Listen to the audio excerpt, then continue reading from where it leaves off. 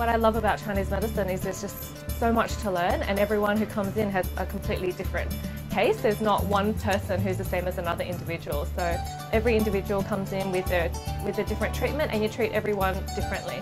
So it's always, you know, a learning curve, I think, with Chinese medicine. One patient is never the same as another patient. So there's so much variety, there's so much you need to learn, because there's lots of things that might come in with a condition you've never seen before. So you've got to do a lot of research, and also, yeah, it's always learning. So we get to see patients day in, day out. It's good, like you get to build rapport with them, gain their trust. And the best thing is, yeah, they come back and you see that they've improved week after week, and that's really good job satisfaction.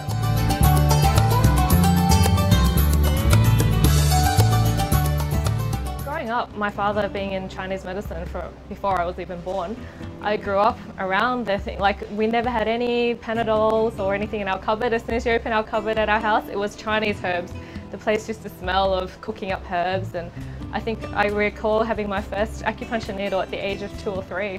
So I've grown up around Chinese herbal medicine and acupuncture, so that's how I've become so familiar with it. Generally in Western medicine, I find that when you go to a doctor and you've got a headache, they'll just prescribe you a headache tablet for a headache. But in Chinese medicine, it's a different approach. In Chinese medicine, headaches, you can come in with cold and flu for 6 different types of diagnosis or even more. So it's a very individualised treatment. So based on each individual conditions, we look at the yin-yang balance, we look at the organs involved. We'll then diagnose a very specific herbal remedy for that particular individual. We actually get to the root cause of the problem based on their actual symptoms and signs, rather than just masking the problem with just one sort of generic formula. First thing after high school, I actually always wanted to get into business. But then at the time it was around the millennium, so I actually started in IT because that was the big thing to do. So my first degree was actually in computer science. So I went to University of Technology Sydney and did a computer science degree.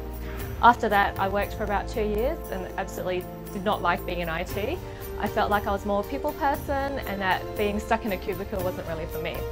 So then I went to China. I did a Chinese medicine course there for 3 months and absolutely loved it. So when I came back, I enrolled in the University of Technology Sydney and did the Bachelor of Science in Traditional Chinese Medicine. So after that, that was a 4-year course. I've then started my own practice while working alongside my father, and started in pretty much my own clinic doing acupuncture and Chinese herbal medicine.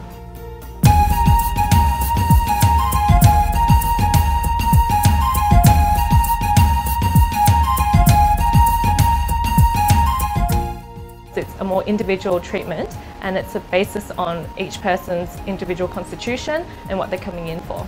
So it's very important to get a complete medical background check of sort of, you know, what sort of problems and illnesses they've been through. We look at the sort of strength of the pulse, we look at the sort of how fast or how slow the pulse is, and we also look at there's 3 different pulse rates. So you've got the superficial, the middle and the deep pulse. So through the qualities of the pulse and through the rate of the pulse, we can tell sort of what organs, and each organ has a position in the pulse as well. So it's quite an art. So what I'm feeling for is a sort of tensile strength in a way, and also how superficial or deep her pulse is. So at the moment, her pulse in the kidney position is very weak. That indicates that she's got a weak lower back. She's also got a generally weak and thready deep pulse, which means that there's a bit of lack of energy. She could do with a bit of, more energy. She's quite a weak system overall, and also her digestion is not very good as well. Her stomach and her spleen pulse is weak as well. But it's through, taking pulses of thousands of patients, do you then become familiar with and become more experienced in sort of what organs, and using that as a diagnosis. And then through that diagnosis, we can then have a herbal remedy or Chinese herbal diagnosis based on pulse diagnosis. Yin is like the negative and yang is like the positive, or you can say the heat or the cold. So every spectrum of Chinese herbal medicine has a yin-yang sort of spectrum from sort of cold to hot. So a lot of the herbs that we use are sort of cooling or heat producing herbs.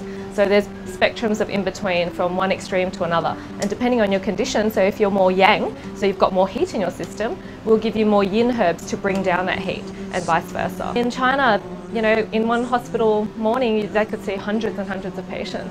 So as a first point of call now, they go to see Chinese herbal medicine, and they can have acupuncture and Chinese herbs. And a lot of the hospitals now actually cook up the herbs, very easy for the patients to just take with them, and it's all very convenient, and it's basically the first point. It's like going to a GP here. A lot of people probably out there haven't tried Chinese herbal medicine before. They've basically just popped in a Panadol if they've got a headache or, you know, sore ache and pain. So I think, yeah, the thing with Chinese medicine is if they're looking for a more holistic treatment, a more alternative treatment to just the conventional medicine, that, yeah, this is definitely something to try. Even the Western medicine has started to pick up on Chinese herbal remedies and how good they can be, like say ginseng, which is a great tonic and booster for energy. And even like goji berry juice, like everyone's been going on about goji berries, which are, you know, also Chinese herbal medicine. So the Western medicine is definitely seeing the benefits of Chinese herbal medicine and is starting to jump on the bandwagon. So I suggest that if you have, you know, you would love to help people and like to see people improve in terms of, you know, helping them with their health, I think this is a great profession because there's always so much to learn. And yeah, it's just an all-natural way. And I think with Australia heading towards more alternative medicine, this is a definitely big growing industry.